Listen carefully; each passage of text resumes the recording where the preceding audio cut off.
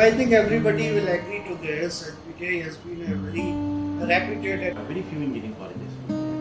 There were some 4 to 5 engineering. And when I joined here, all teachers. कि एक वो जो कविता है जब चीटी दाना लेकर चलती है और उसमें एसी लगाओ तो गर्मी नहीं लगती है, बस यही मेरा है। Simple ones. Once you start teaching, initially my initial days like it was very difficult. Life में कभी आगे दिक्कत ना आए। आप अगर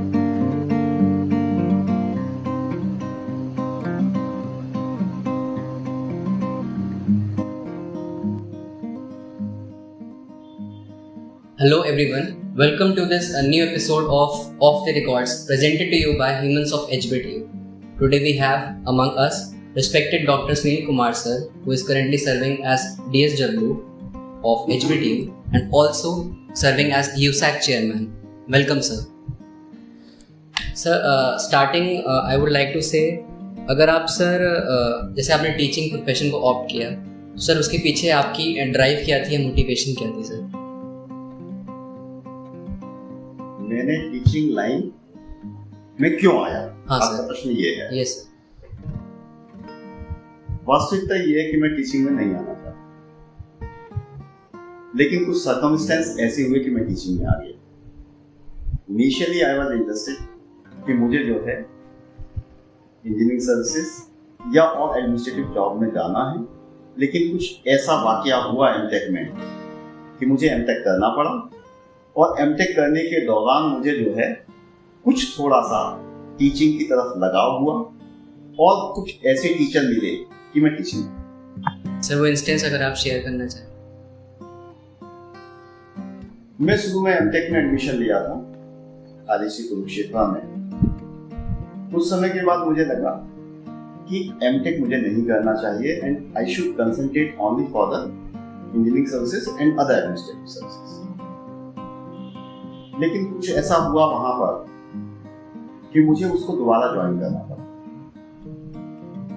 और उसको दोबारा ज्वाइन करने के बाद में नेचुरली फिर वहां कुछ ऐसा भी हुआ कि जिसकी वजह से मेरा वहां टाइम ज्यादा लगा और मुझे फिर जो है अल्टीमेटली टीचिंग में आना पड़ा। सर आपको सिविल इंजीनियरिंग में ऑलमोस्ट 40 साल हो चुके हैं अब तक। आपको क्या लगता है सर, इस जो ब्रांच है सिविल इंजीनियरिंग, इसने कौन से चेंजेस विटनेस किए हैं इन 40 सालों में? अगर सर आप डेकेड वाइज बताना चाहें, टेक्नोलॉजी के टर्म्स में, क्वालिटी ऑफ टीचिंग के टर्म्स में, क्वालिटी ऑफ स्टूडेंट्स के टर्म्स में।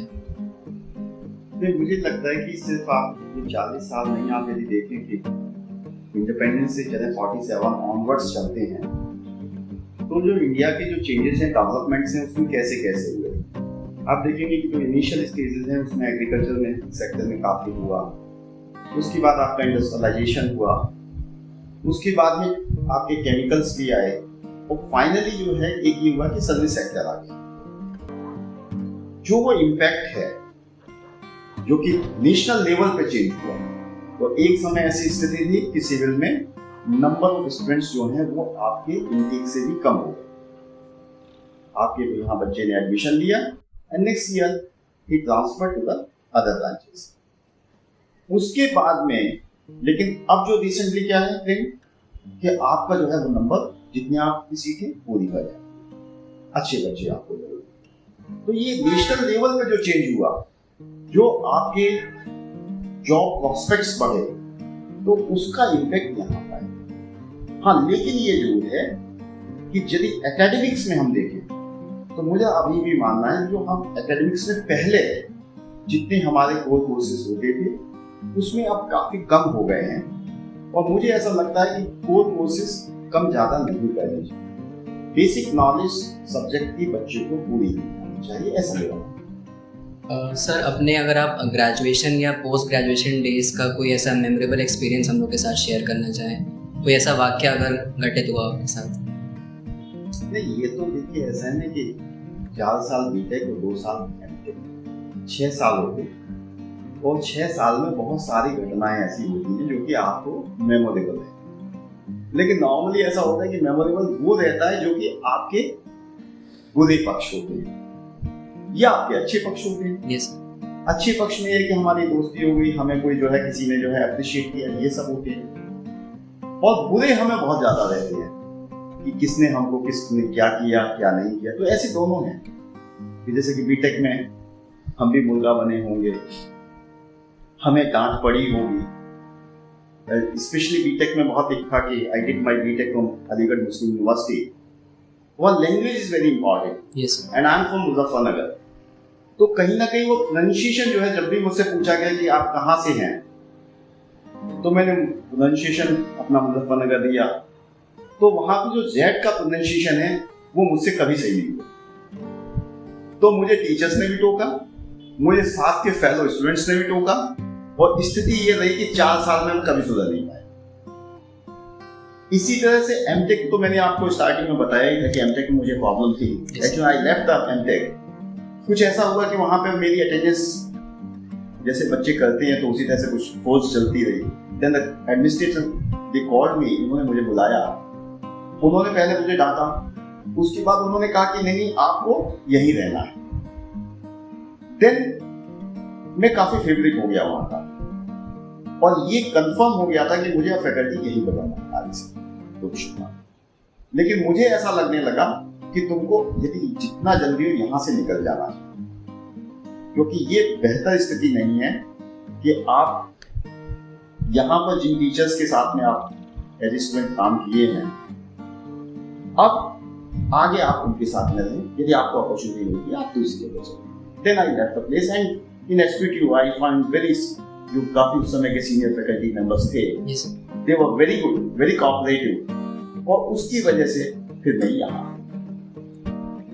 सर अक्सर ऐसा होता है जब लोग दोस्त साथ में बैठते हैं तो वो एक कंसेंसस नहीं बना पाते। सर जब आपकी मीटिंग्स होती है और वहाँ पर सारे टॉप एडमिनिस्ट्रेटिव पीपल बैठते हैं तो सर कभी कभी डिफिकल्टी आती होगी कंसेंसस बनाने में, तो इससे आप सर कैसे कोप अप करते हैं? देखिए, प्रयास करना चाहिए, कोशिश करनी चाहिए, और हम भी वही कोशिश करते हैं कि हम भी वही कहते हैं कि देखिए ये चीज़ सही है, ये स्टूडेंट के पॉइंट ऑफ व्यू से सही है, ये मेरे पॉइंट ऑफ व्यू से सही है।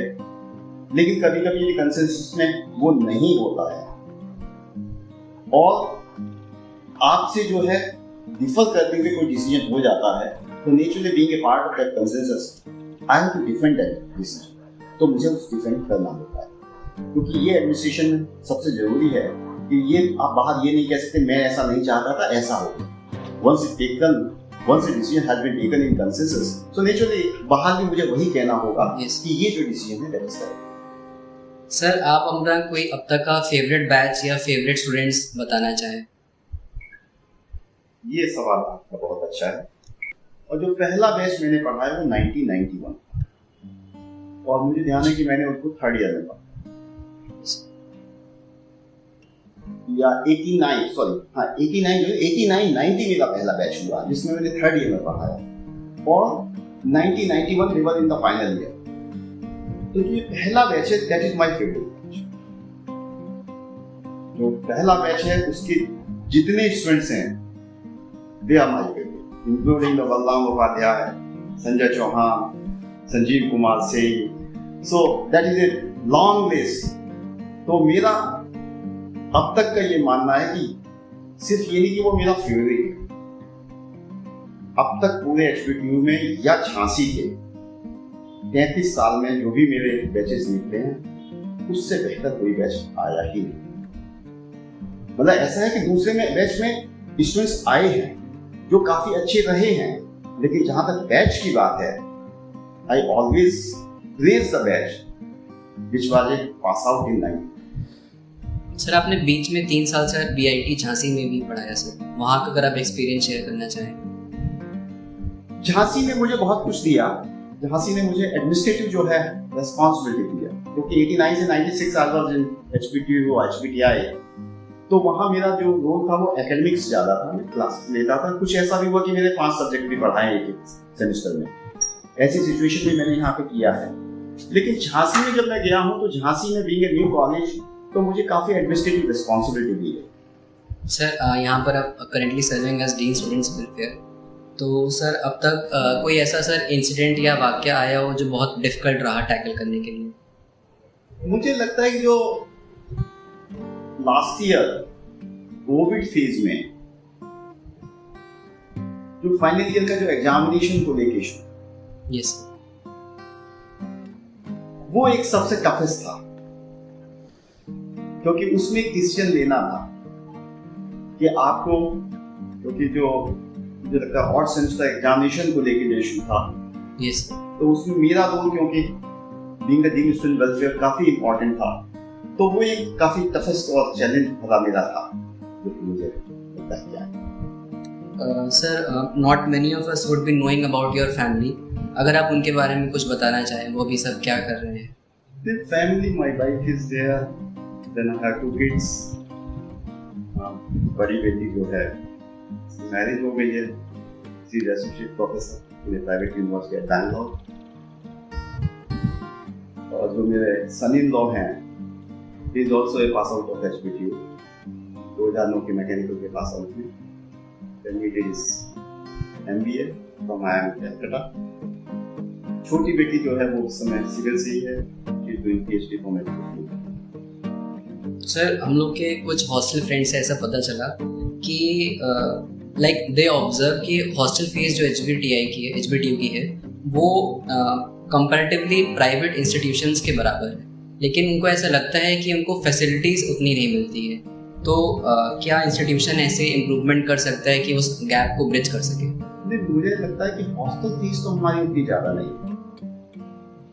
हॉस्टल फीस यदि आप कंपेयर करेंगे प्राइवेट से, तो मुझे नहीं लगता कि वो ज़्यादा है, क्योंकि हम 25,000 रुपये लेते हैं। एकेडमिक फीस हो सकती है कंपेरेबल हो जाएगी प्राइवेट के साथ, क्योंकि हॉस्टल फीस जो है, क्योंकि उसमें हमारे बहुत सारी चीज़ें करनी होती हैं, उसमें हम लोग 25,000 लेते हैं, उसमें 3750 रुपये जो है वो वार्ड बॉयज़ के लिए लेते हैं, तो अल्टीमेटली हम 21,250 रुपये लेते हैं, इसमें कि आपके जो है रूम रेंट भी है और आपके जो है मेंटेनेंस और बाकी चीज़ें भी हैं, तो ऐसा नहीं है बहुत ज़्यादा है।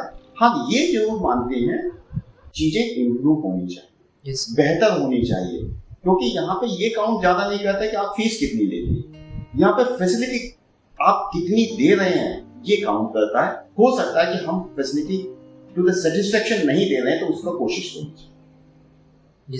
सर, आप NEP के कोऑर्डिनेटर भी हैं, न्यू एजुकेशन पॉलिसी, तो आपको क्या लगता है सर, इसके क्या प्रोग्रेस और चैलेंजेस हैं, और आपके व्यूज़ इस पर क्या हैं सर कि हम लोग मदर टंग को अडॉप्ट करें in the mode of teaching even in high engineering institutions?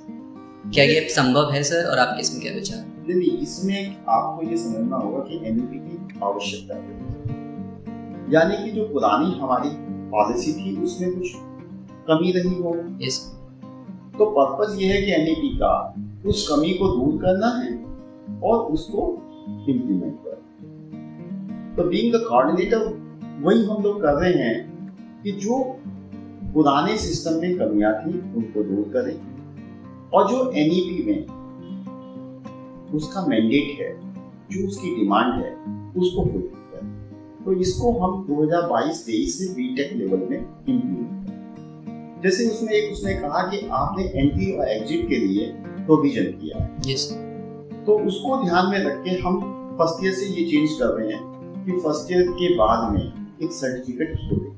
जब फर्स्ट ईयर के बाद उसको सर्टिफिकेट इंजीनियरिंग और टेक्नोलॉजी में देंगे, और सेकेंड ईयर के बाद हम उसको यदि मान लीजिए डिप्लोमा देंगे, तो अपने पूरे का पूरा कोर्स स्ट्रक्चर में हमें चेंज करना पड़ेगा। जैसे कि हम फर्स्ट ईयर में क्या कर रहे हैं कि फर्स्ट ईयर में हम कोशिश कर रहे हैं कि अब सभी इंजीनियरिंग और टेक्नोलॉजी को पढ़ाया जाए।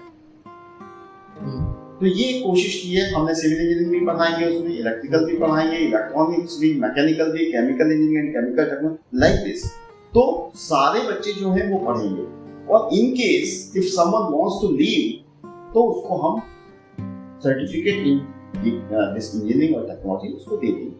तो इस तरह के प्रोविजंस कर रहे हैं। बाकी जो उसके और भी हैं उनको भी करेंगे।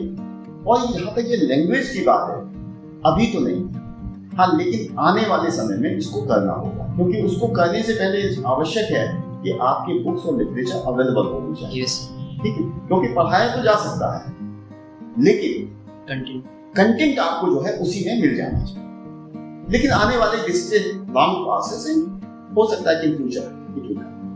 Sir, regarding sports facilities in our college, ज़्यादा एम्फेसिस नहीं दिया जाता है स्पोर्ट्स पर, बिसाइड्स क्रिकेट या फुटबॉल टू सम एक्सटेंट। आपको क्या लगता है सर, यूनिवर्सिटी ऐसे कौन से स्टेप्स इनिशिएट कर सकती है कि बेसिक फैसिलिटीज़ जैसे कि प्रॉपर बैडमिंटन कोर्ट हो, वॉलीबॉल कोर्ट हो, टेबल टेनिस का एक प्रॉपर जगह हो अलग से, या मे बी अगर जब हम लोग ये बेसिक फैसिलिटीज़ कवर कर लेते हैं तो आगे चल के वेस्ट कैंपस में हम लोग लॉन टेनिस ग्राउंड या स्विमिंग पूल भी बना सकें, क्योंकि वहाँ पर सर स्पेस इशू नहीं है, लेकिन हो सकता है सर फंड्स हो, वो आप बता सकते हैं सर।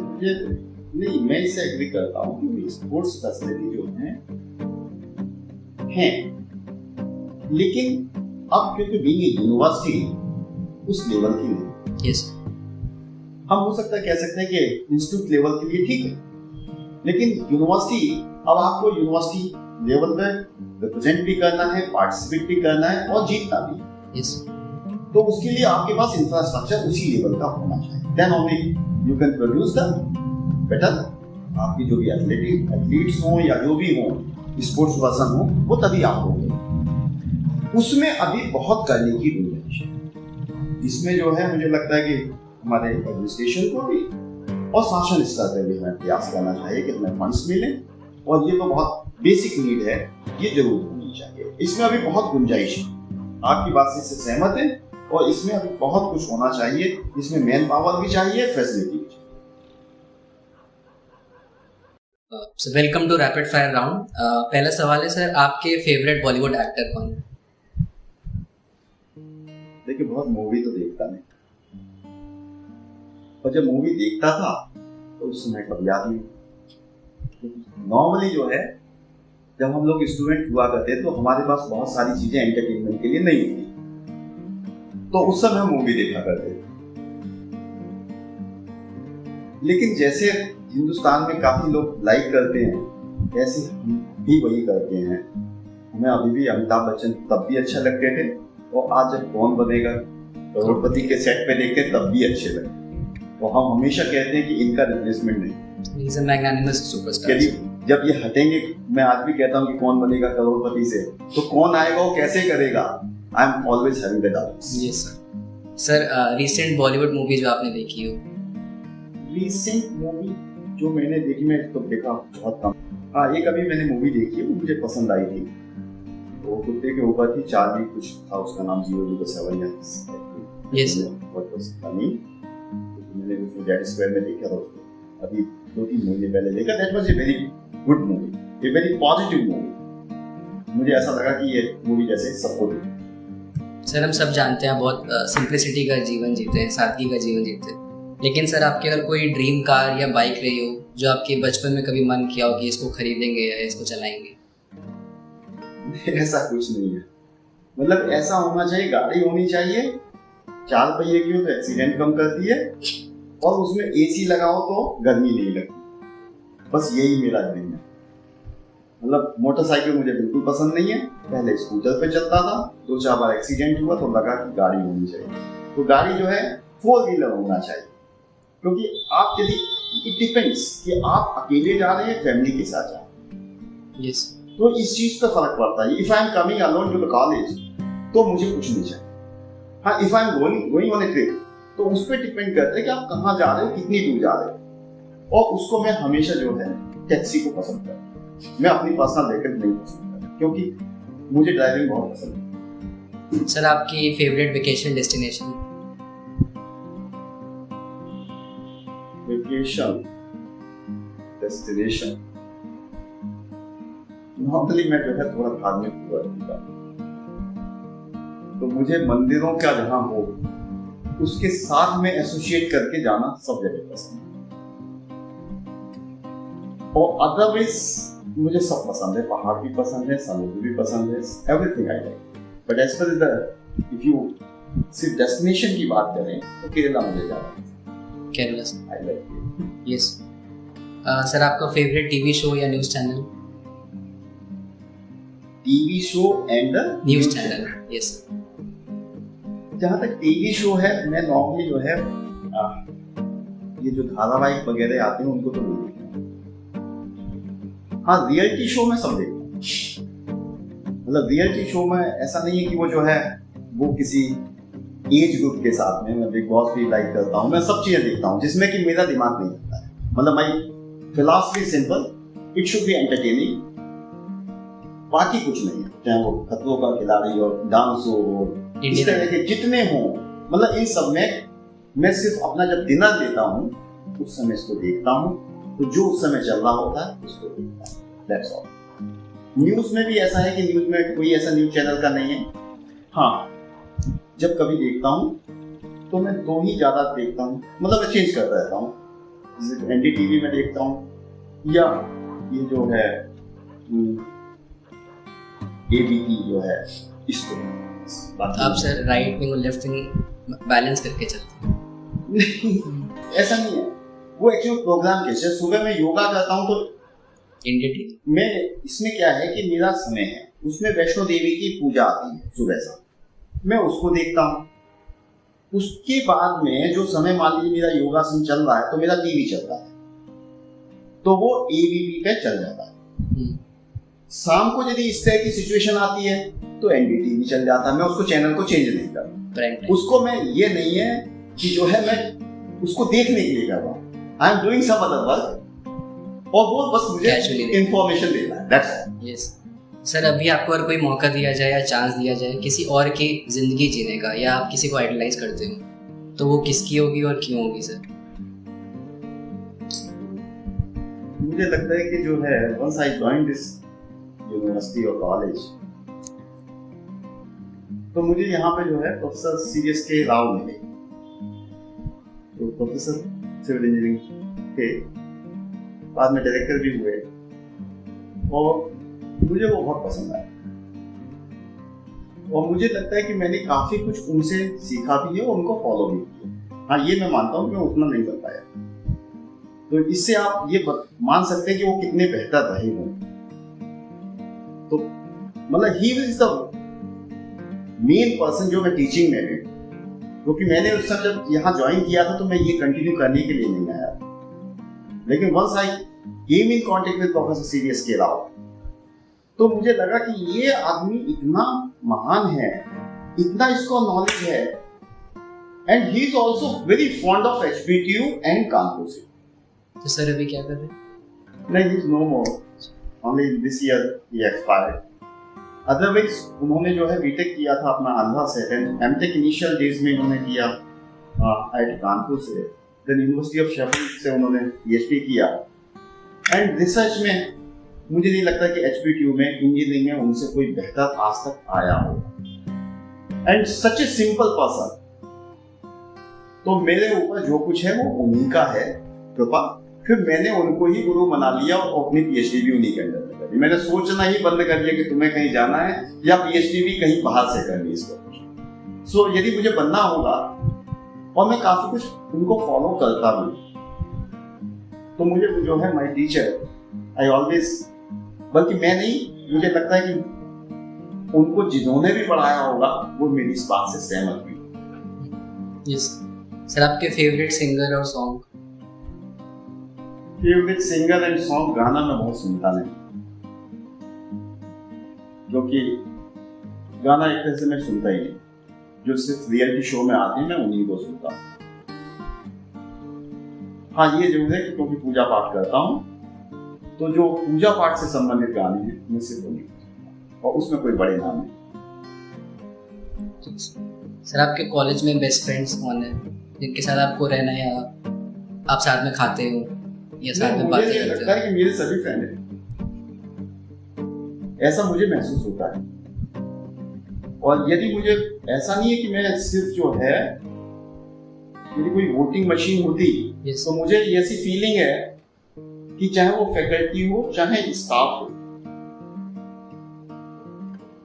उस पे जो है 90+ तो मेरा आ ही जाना चाहिए। आई एम श्योर स्टूडेंट्स के बारे में नहीं मैं जानता हूँ, लेकिन हाँ उनके साथ में भी मेरा किसी न किसी dean academic affairs, dean student welfare, dean school of engineering, किसी न किसी इंटरेक्शन होगा, तो वो भी मुझे कुछ देंगे, उसका नहीं मुझे आइडिया है। बट आई एम श्योर कि मेरी फैकल्टी और स्टाफ जो है, मैं उनका फेवरेट हूँ तो वो मेरे favourite, and I have very good relation with all of them, तो मेरा उनके साथ बहुत। सर, आपने अब तक वेरियस एडमिनिस्ट्रेटिव पोस्ट संभाली है HBTU में, कोई एक अगर आपको चुनना हो जिसमें आपने सबसे ज़्यादा एंजॉय किया हो या सबसे ज़्यादा कंट्रीब्यूट कर पाए हो, तो उसे किसको चुनेंगे? मुझे लगता है कि I always like the dean academic.